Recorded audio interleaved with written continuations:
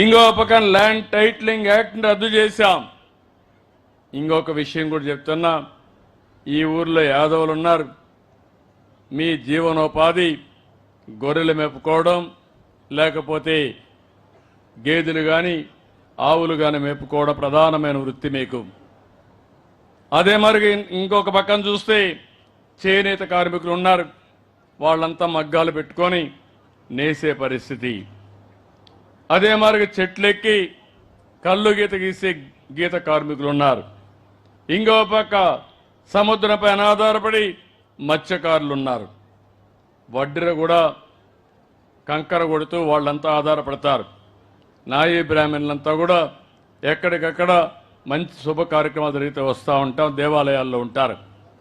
నేను అందరినీ ఆలోచిస్తున్నాను, ఏం చేస్తే మీ జీవితాల్లో బాగుపడతారో ఆలోచిస్తున్నాను. ఈరోజు గొర్రెలున్నాయి, మీరు గొర్రెలు పట్టిస్తాం. గొర్రెలు పట్టిస్తే ఎండ వాన పండగ లేకుండా మీ ఇంట్లో పెళ్ళైనా గొర్రెలు మాత్రం తీసుకుపోవాల్సిందే. నేను తెలంగాణలో, నేను హైదరాబాద్లో ముఖ్యమంత్రి ఉన్నప్పుడు చూసేవాడిని.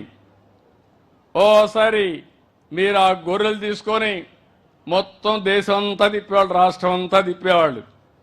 రాత్రుల్లో మంద కూడా పెట్టేవాళ్ళు. ఆ మంద పెడితే కొంత డబ్బులు వచ్చేటివి.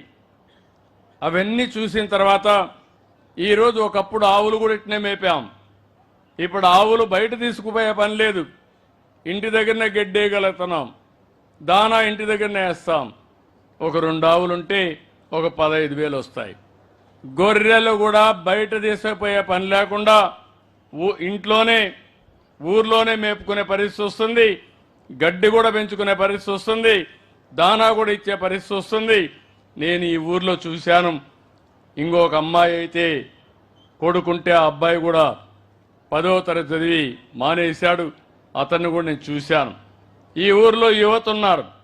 ఇమ్మీడియట్గా చదువుకున్న వాళ్ళు, చదువు మానేసిన వాళ్ళకి ఉపాధి కల్పించడానికి ఇంటి దగ్గరనే గొర్రెలు పెంచుకునే వ్యాపారం మీ అందరికీ నేర్పిస్తాను.